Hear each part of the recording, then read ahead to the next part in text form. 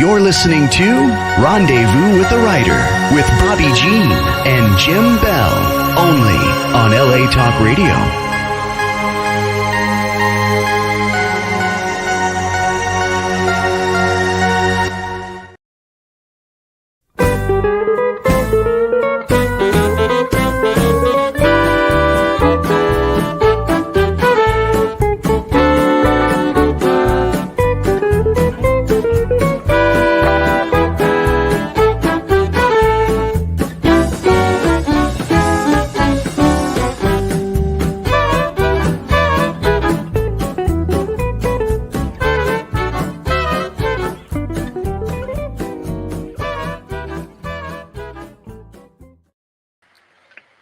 Welcome to Rendezvous with the Writer, where readers and writers meet, and story is everything. We're your hosts tonight, Jim and Bobbi Bell.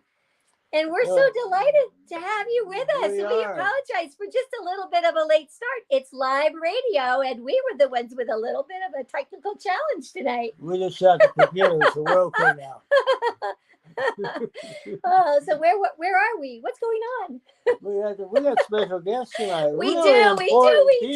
And this is episode 101, kicking off a month of mayhem, memoir, murder, and a medallion winner. And tonight, it's all about mayhem. We have two guests standing by. Welcome Henry Park and Courtney Joyner. Court to his friends. And there they are. Hello, Hi, hello. gentlemen. Hello. Great to see you. Hello. This was a bit of a horror opening. Yeah. Oh my gosh, we are so happy.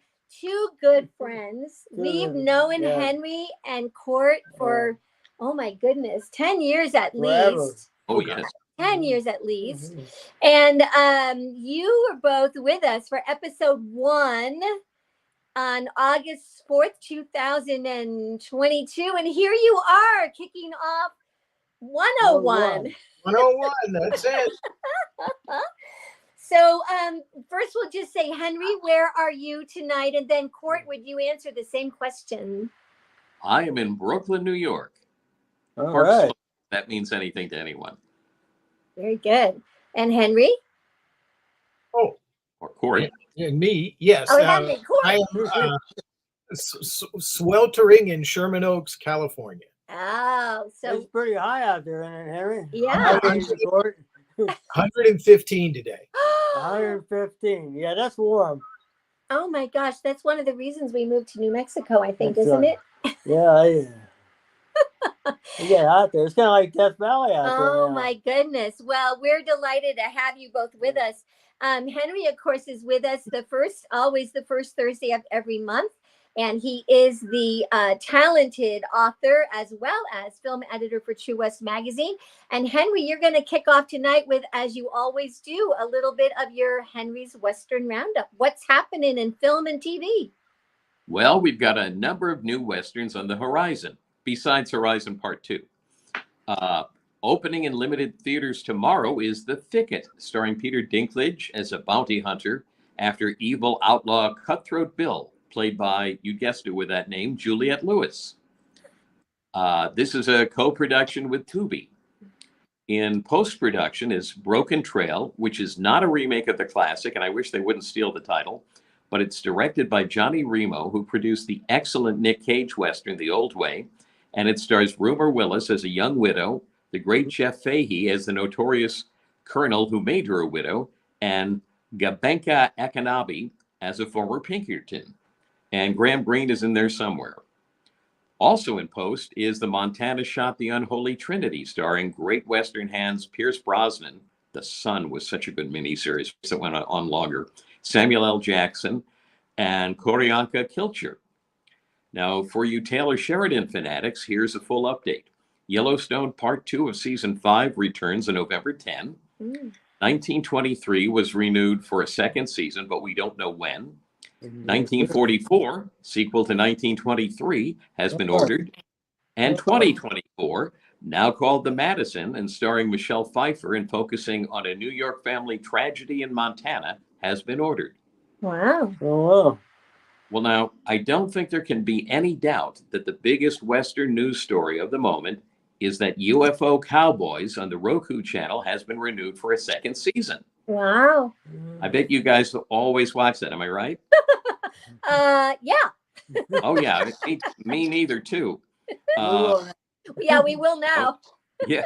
Well, you know those spook hunter shows where people go through dark houses with, quote, scientific instruments and get excited about things that you can't see? Well, these guys do that on horseback. And I in read the about that. yeah, it's an improvement, hopefully.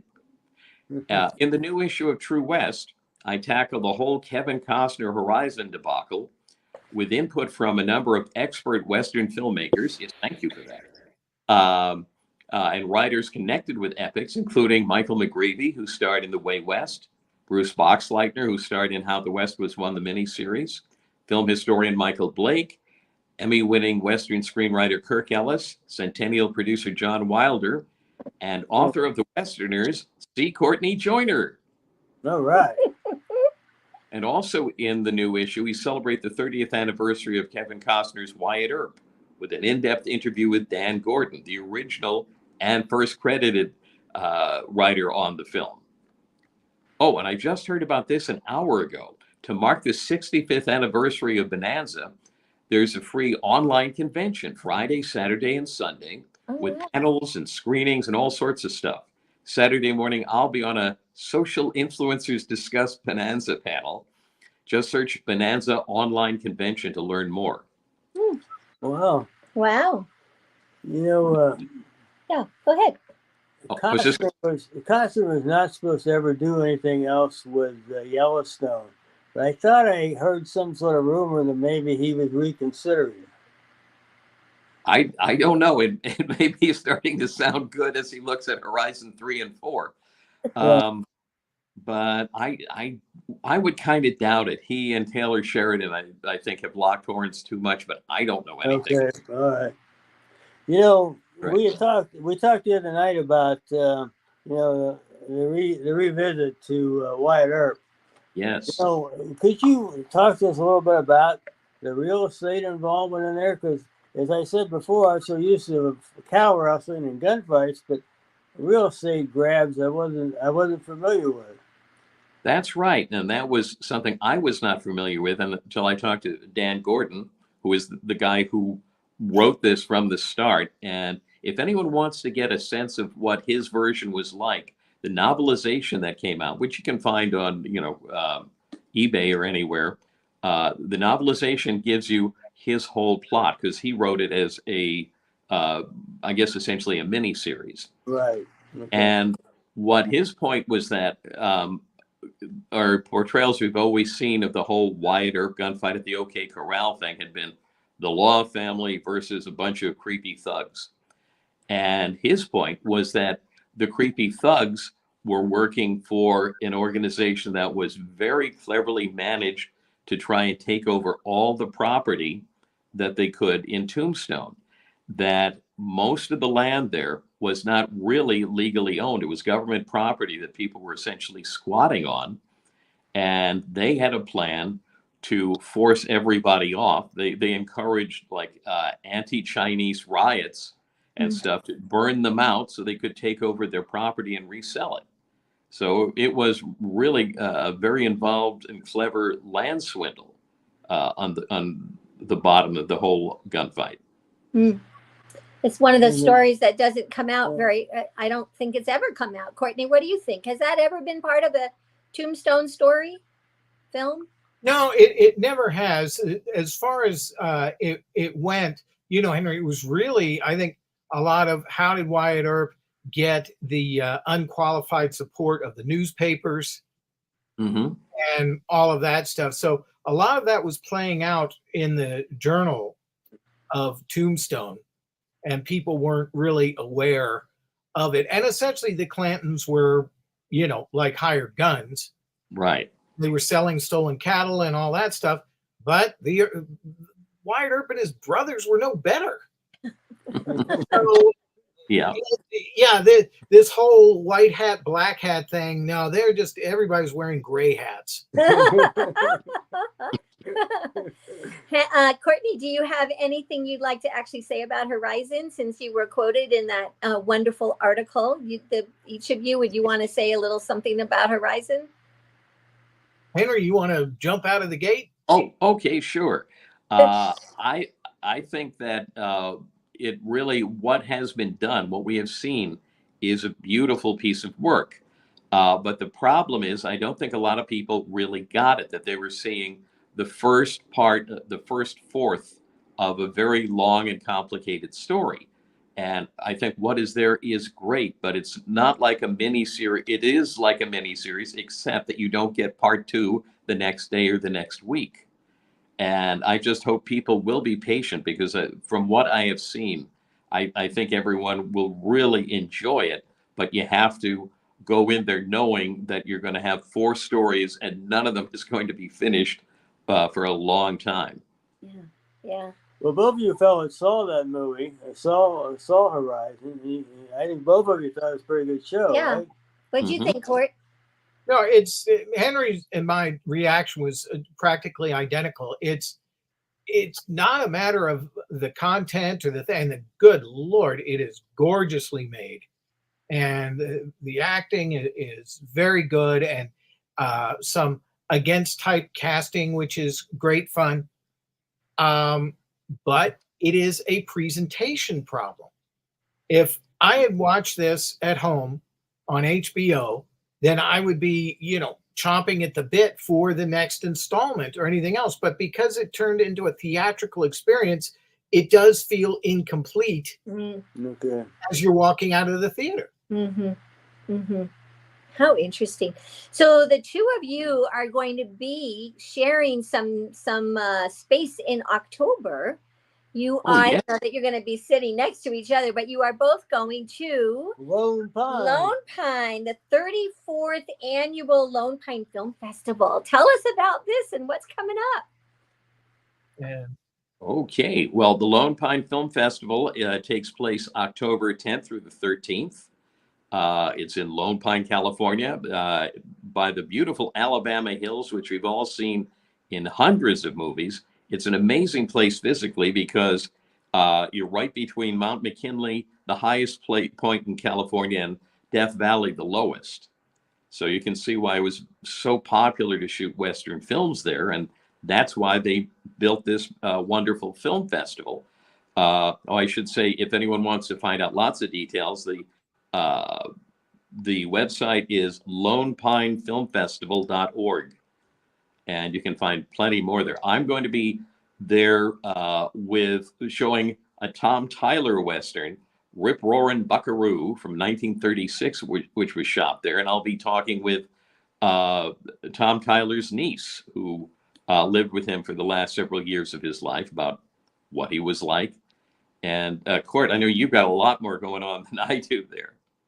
well, they tagged me for three presentations. I'm going to be hosting the screening of Django Unchained, and our Q&A is going to be with the armorer, who's a very nice lady. With interestingly, also is the armorer on Deadwood.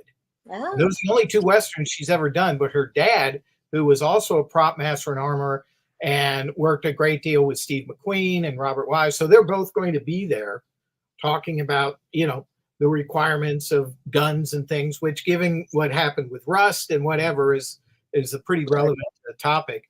Then I'm also going to be hosting a screening of a silent film called The Prospector, which was made by some students who got to know Bud Bedecker in the 80s, as a bunch of us did, because Bud sure made himself available.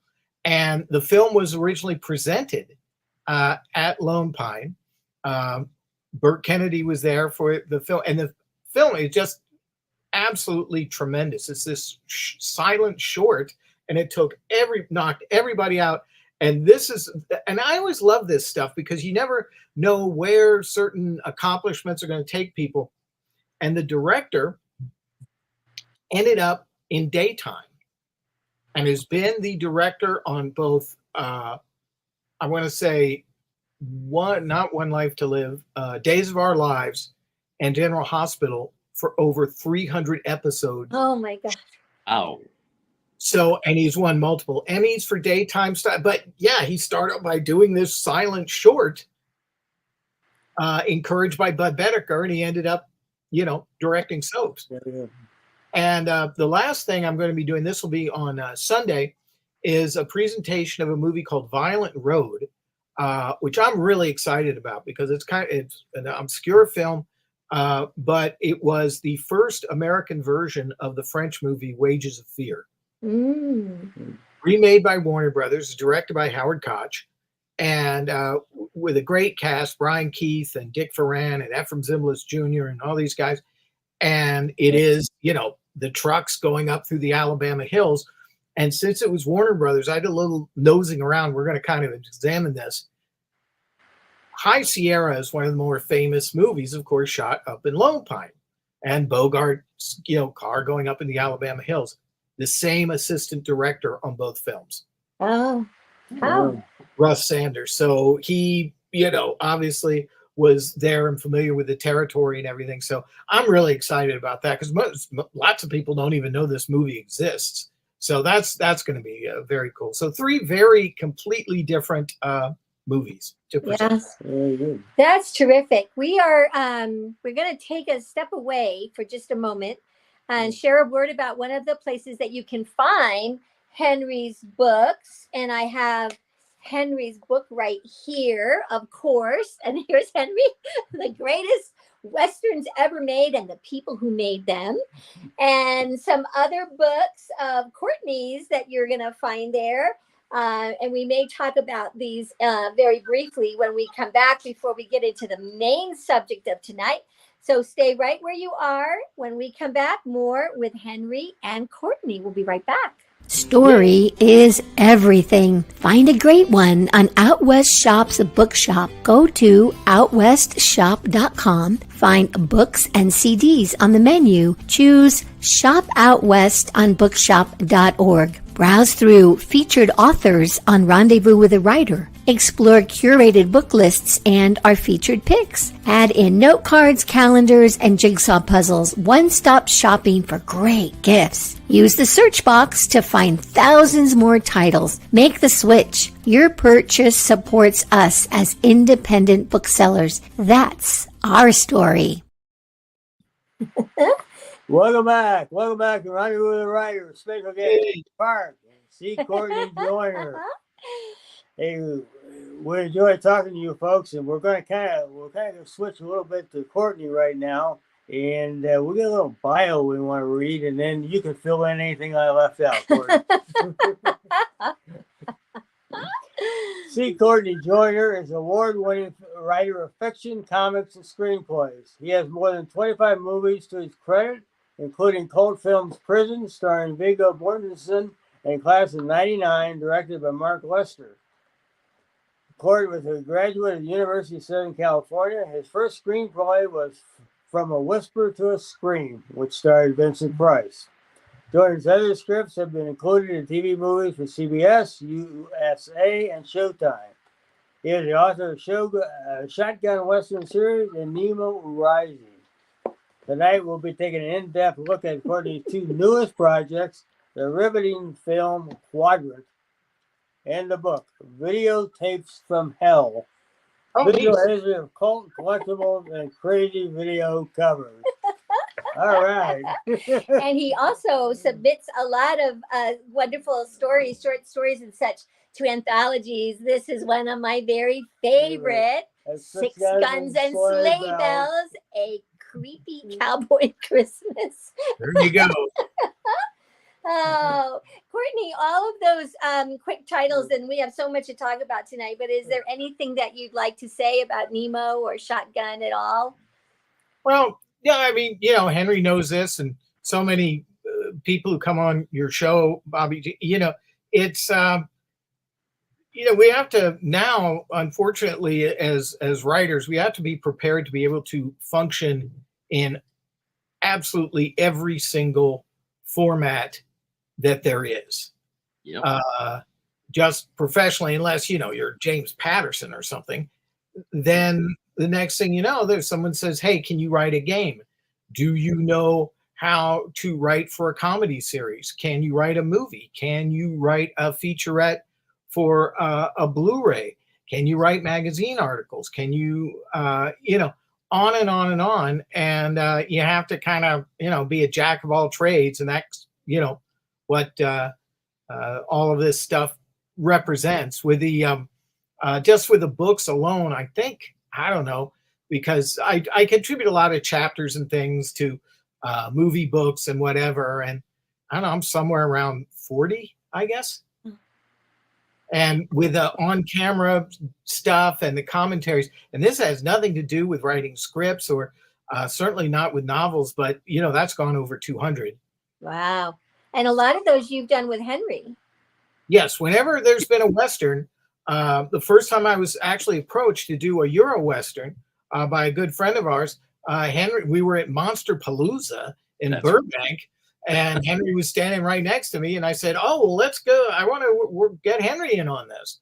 Because it's always better if you do one of these things to have another person and do it conversationally. I've done it solo, but, I can prattle on forever.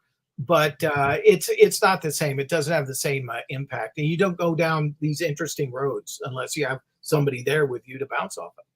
So did you want to say about this work. new project? Yeah, so let's talk about, and it's not out yet. It releases October 1st. So this is kind of a mock-up of best that I could do of the cover. I really want the cover's so cool. I just wanted to have something to show tonight. So tell us about, I got to get the name right, Videotapes from Hell, a visual history of cult, collectible, and crazy video covers. Tell us about this project. Okay. Stephen Jones, the editor, who's British and very, very, high up on the echelon, he had been doing a series of books called The Art of Horror, which were just stunning reproductions of movie posters going back to the silent era and continuing forward, but also doing highlighting books and just cover artwork from all these tremendous artists, whether it was James Bama or Frank Frazetta or whoever it was.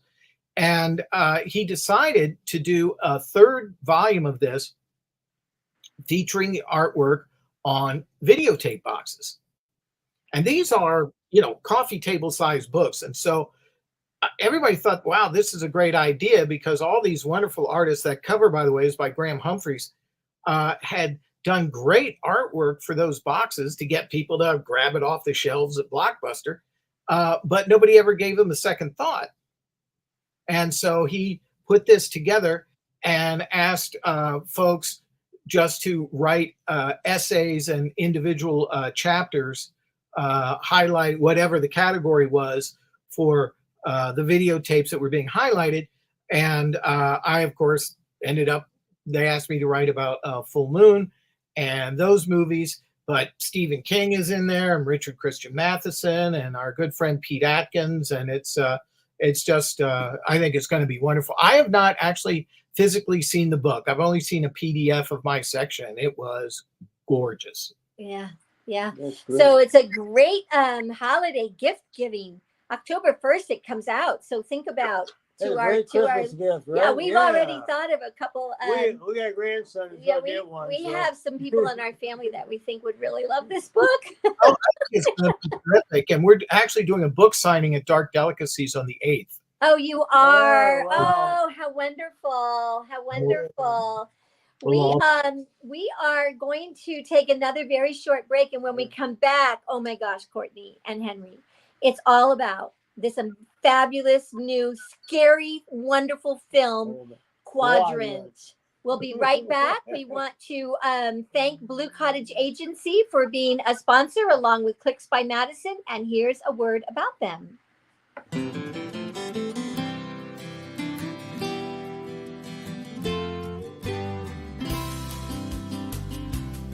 Rendezvous with a Writer is sponsored by Blue Cottage Agency and Clicks by Madison, your author publicity and book marketing team. Experienced, trusted, effective.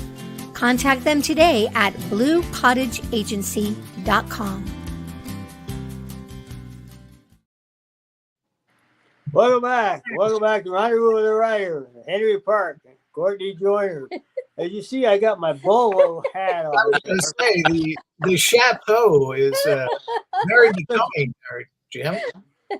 1880s, you know, vintage, not vintage, but 1880s. There you go, Jim. For your listeners and readers out there, our protagonist in Quadrant wears a bolo hat. And we have to be here for the occasion. Well, and I had a top hat, but we had too many issues at the beginning of the show. Yeah, Henry, go ahead. I mean, Courtney, tell us a little bit about Quadrant. Quadrant. Oh, what a film. Well, what would you like to know? Oh, You've seen it more than I have. here's a description that we found that we thought was fun and that we felt was right on the money. Let's talk about the newly released movie Quadrant. Here's a quote we found. Quadrant builds itself as an unholy blend of steampunk, which we love, horror, which we love, and sci-fi, which we love. And that's not far from the truth. Directed by Full Moon Features founder Charles Band, the story is about a virtual reality device, and I would like that device, by the way, that takes its users to where their nightmares and phobias are real. So, Henry, do you think, as a viewer of the movie, does that capture it? Oh, I think so. I mean, it captures the setup. Of course, that's just the beginning. That's the beginning. Because, of course, there's the Quadrant helmet is for a very specific purpose. It's not just for like a thrill ride, but I'll shut up because it's not my story. Please. So maybe, Courtney, tell us a little bit about the inspiration and also how did you get involved in the project? For instance, did you sit down one day and go, I've got this idea, I'm going to write a screenplay, and then I'm going to go shop it around? Or did someone come to you and say, Court, you are exactly the screenwriter we need, and here's our idea? How did it come about? Well, it was a little bit more of the latter, but not so beautifully stated, But Charlie Band and I have a history going back over 30 years. So, and I've worked for his company at different times in all kinds of incarnations. I think maybe 10 movies, 12 movies, something like that. And he was starting a new label called Pulp Noir. And we were talking, I was over at the office and he started talking to me about different ideas and things we wanted to do. And he had always wanted to do a movie that was kind of like Altered States. That was something he was very impressed with years ago. But, Altered States cost a fortune to make. And, whether it was Empire Pictures or what have you, those companies, just like with Roger Corman and people like that, just aren't set up for that kind of, financial outlay. But we started discussing that the whole thing of being transformative through some sort of technology. And so we're kind of talking about that. And there's a coffee room in the office. And I wandered back there to get a cappuccino. And Charlie's son actually made it for me. And it's one of these big old, gigantic multi-cylinder things with a lot of pipes and stuff. It's very, very old. And I'm there staring at this thing. And it had been in our old offices in Glendale years and years ago. And the Hungarian film director, Peter Sazdi, was working for the company then. And he, of course, tastes the blood of Dracula, which we all love. But he had also made Hands of the Ripper. And so both for Hammer. And I was like, man, you know what? And I'm staring at this coffee machine, and suddenly it hit me, Hands of the Ripper. So I went running back to the conference room. I said, this is the way we do it. And so, I was very happy that Charlie said, wow, okay, we haven't, that's an interesting, tie-in here. How are we going to do it? And then we discussed, because Charlie always had wanted to do something that had a black and white component. So with sequences set in the past, even though they're fantasies, that gave him the opportunity to shoot that stuff. And Tom Calloway, our old friend, who's such a fantastic director of photography, he handled that. And I think I was very pleased with the way it turned out, because we have those sequences. We have sequences that are in full color and with demonic presences and, monsters and things. And then we have the reality of life on the street in, actually, the movie is made in Cincinnati. And they all look different and give you a different feel, because it's supposed to be reflective of a different emotional state of each character. Mm-hmm. And they did it really, and the film was shot very quickly and for not much money, and they just did an exemplary job, I thought. Mm-hmm. Yeah, you said that was done in 5 days. 5 right? days. Yeah. Mm-hmm. Mm-hmm. That's kind of top secret, so I wouldn't, if anybody, the people who are listening to this, kind of do this. That keep was, this as a big of course, that secret. was 5 months, right? Yeah, Yes. 5 months. Yeah, 5 months. That's it. I really, when I posted, we saw it twice. We think it's yes, we thought it was a great film. when I posted about the film, I said, pop a bowl of popcorn and dim your lights and be ready for the quadrant experience. And I liked this film from the very get-go, that black and white, the way it opens black and white with all the scene credits, and you don't quite know, it looks like an old, there's older street lamps and things, but you don't really know where could this be. And then we don't want to give a lot of spoiler alerts, but it starts pretty quickly where we recognize, oh, we're in this time period, and then becomes one of our main characters, and it's obviously she's having her experience. And then we go into kind of a doctor's lab sort of room, somewhat dark, and we're in regular light. And then when the helmet goes on, the quadrant transporter, you have, kind of, it's not unattractive, but it's sort of garish neon sort of colors. And so those 3 lighting techniques I found, Henry, did you find those as a watcher? I found them really riveting and helpful as to where are we going and what's happening, sort of silent help. Right. It helps with the transition. So because you're going to such different places, that this gives you a cue that things are about to change. Yeah. And yeah, I thought that was very helpful. And that soundtrack is fantastic. Excellent music. It helps you know when to look away if you know what's going to happen. But if you're like me, you turn, and I look at my husband, whose face stays totally immobile. He is watching every moment with nothing, and then he'll just say, "You can look now," and he still won't look away from the camera, from the film. That composer, Charlie's used him before on 1 or 2 projects. I just thought he was wonderful, and he just was somebody who submitted a demo tape, and they said, "Hey, let's give this guy a try." And I know that Charlie Band went to him and said, "I want something like the Italian composer Pino Donaggio." The kid knew exactly what he was talking about and just came up with this beautiful score.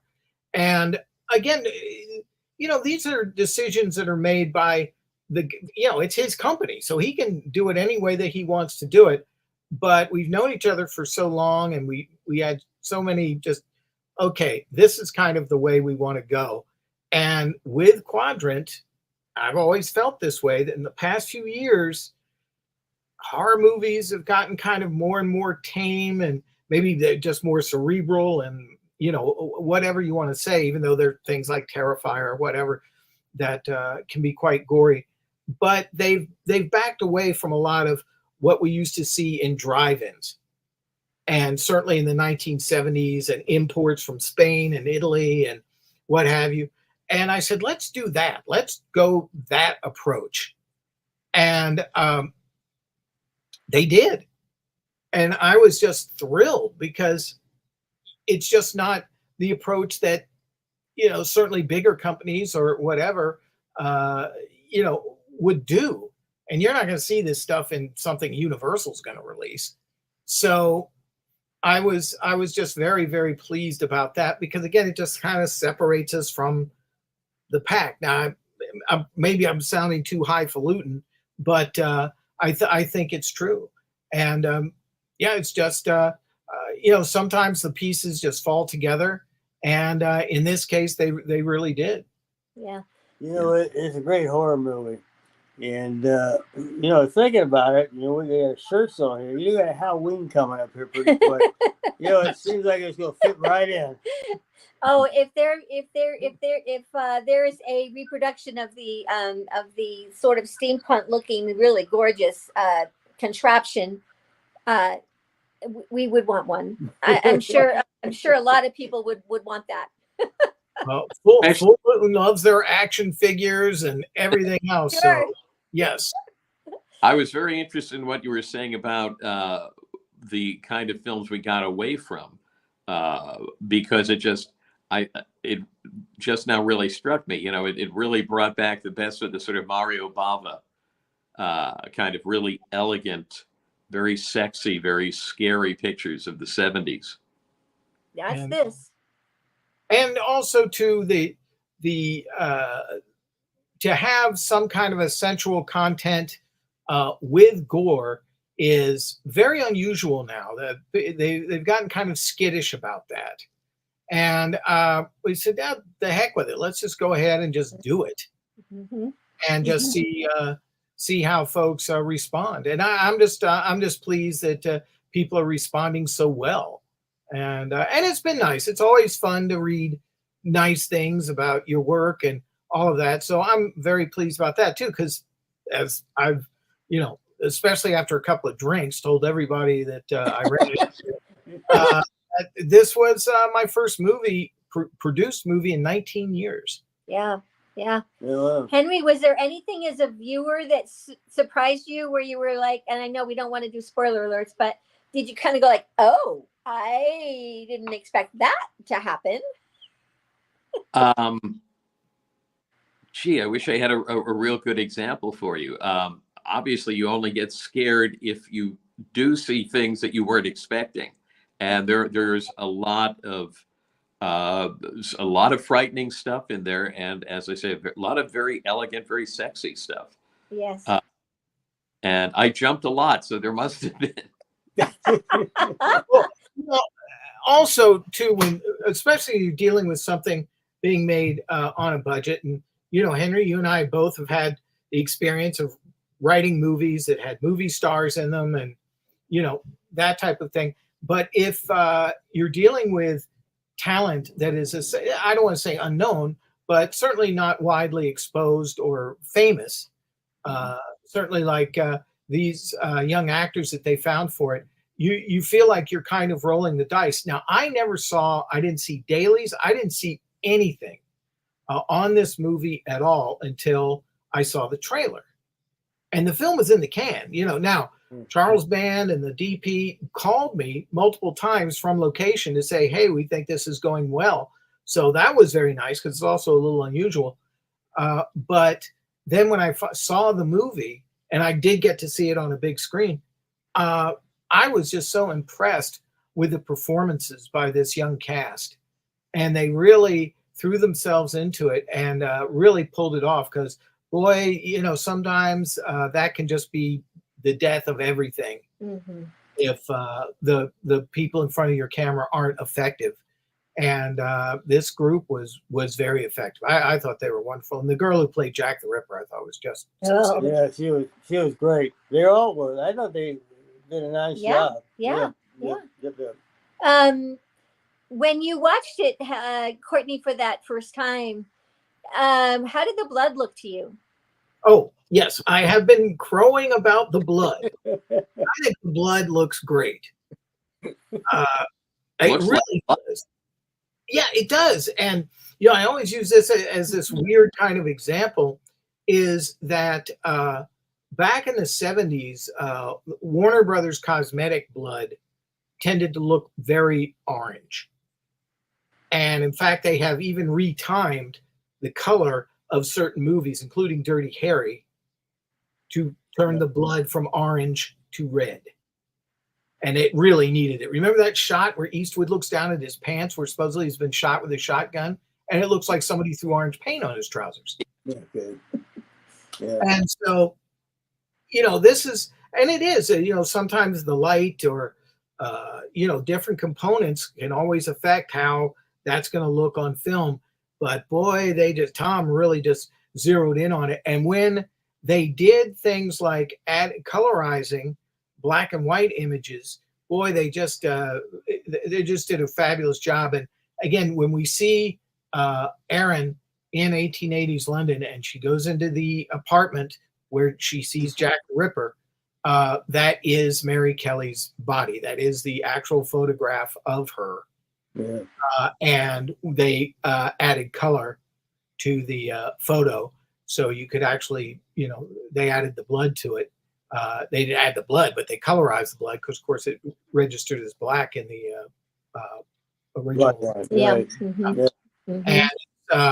And people look at it, and it's just shocking because folks aren't aware of just how serious and horrible that really was. Boy, that picture sure puts it home. Mhm. Mhm. So, is there going to be a sequel? Let's see. Is the phone ringing? No. So I don't know. I think we left a character open. Yes. She is now off on her own. So I don't know. I guess there's certainly a way to do it. I haven't been asked. So I have no idea. For all I know, there's going to be Quadrant 2 written by Aaron Sorkin or something. Just bypassed me completely. I don't know. Well, I could even see a prequel because we enter the story that feels like there's already been some things that have gone on, and then when we see how it ends, we know that prequel would be very interesting. So that's just you can pass that up to whoever Bobbi Bell would like a prequel and a sequel. Oh, well, there you go. Well, I'm going to the office tomorrow to be in a documentary about Puppet Master. So, oh wow, in which I was yeah one of the, I don't know, architects or indentured servitude to I don't know how you want to put it. You have something you want to ask? Yeah, maybe we better ask him how we can get a hold of him. Oh yes. Well, yes. So for both of you, how can we reach you? How do we find you? We'll start with Henry. Henry, how do people find and follow you?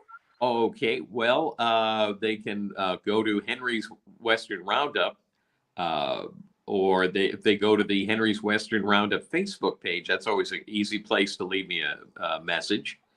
And of course, you can find me in True West every issue. You can find my work at the INSP channel's blog all the time. I just put up a new article on the Searchers. And by the way, if you haven't seen the movie yet, don't read the article. I ruined the ending if you haven't seen it. Henry, I won't say anything. And Courtney, where can people find you? I don't know, the grocery store. I don't have a Target at Halloween time. yes. But no, I don't have a personal website anymore because I got too lazy trying to update it. So I gotta let it go.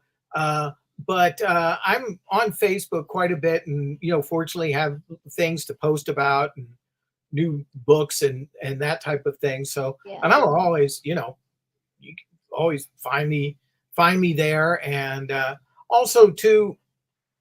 Whenever I do post something and it's for a specific company, such as Full Moon, you can always usually contact me through their own websites with their own emails and all that kind of good. So here's a question for each of you. Henry, where do you like to write? Where's your favorite spot? Gosh, usually I'm in my office in the back of the house where I can look out the backyard. What I ideally like to do is throw a bunch of bird seed and peanuts on the roof of the patio, and then I get to watch the critters romping around the lawn and so on while I write. So So fun. that's facing back. Yeah. Back to the house, not backwards at the desk. Yeah. And Courtney, where do you like to write? Well, I'm sitting here. This is it. So, and let's see. Can I? No, wait a minute. There it goes. Okay. All of that junk there you see there, and I couldn't turn the camera around to show you, but that bookshelf, that's all me. That's all my work, those shelves. So, we've seen that. There's some scary stuff. Somebody asked us one time about Courtney's place, we told him, if he ever invites you over, don't go at night, only during the day. It's too spooky at night. Oh, he's got fabulous things. Fabulous things. I mean, there's oops, there we go. There's a Mysterious Island and the Big Heat right behind me. Yes, and then yes. Sherlock Holmes, Terror by Night, and a very nice museum. Yeah. Basil Rathbone. Yeah. And there's the Adventures of Robin Hood. Oops. Sure. Okay. And now here's one more question for each of you. Is there a book or a movie that you've recently read or seen you would just recommend? And you don't have to say why. Just tell us. What do you recommend? Well, I'm currently reading, oops, where's the camera? There it is. Pat Garrett and Billy the Kid as I Knew Them. Oh, cool. When in 1930, a Johnny Mac Brown film came out, which I think was, I know it's the first talkie, maybe it's been the first film about Billy the Kid. And the guy whose reminiscences these are, John P. Meadows, knew Pat and Billy very well and was not a fan of the movie. And he sat down and wrote a bunch of articles about what they were really like. And it's just fascinating, not only about Billy and Pat Garrett, but just about the day-to-day life of cowboys living in New Mexico and in the desert. Just remarkable. We'll have to get a hold of that. And Courtney? Well, I just did a thing on the war career of Richard Attenborough, both in front of and behind the camera. So I sat down to both rediscover A Bridge Too Far, which is what this is for, which will be coming out in November. And also, I found a film that I thought was just fascinating that he stars in called, it was made in 1961 by John Gillerman, called Guns of Batasi. And it takes place in an unnamed African nation. And there's a government coup that switches the dominant figures in the government from white to black, and how that affects the colonial British. Well, and it's really, really good. And I had never even heard of it. Yeah. Thank you both. I know I'm looking at time, and man, we are out of it. What a wonderful evening. Thank you both so much, Henry Park and Courtney Joyner, for being with us. Next week, we go into memoir, and our guest is Jane Little-Botkin with her book, The Pink Dress, a memoir of a reluctant beauty queen. It is actually going to be released very shortly. She's already in the news, being interviewed all over the place. We're very excited to have her with us. So I don't know that we have time for a quote. How about one? Just one, really fast. We hope that Mr. Sam Hassan will leave us on the air. We had two really good quotes. We'll use one right from the movie, Courtney. Harry was talking with his partner, Meg, and she makes a comment regarding the quadrant. This is a medical device built for subjects to go through mental catharsis, not to use like a ride at Disneyland.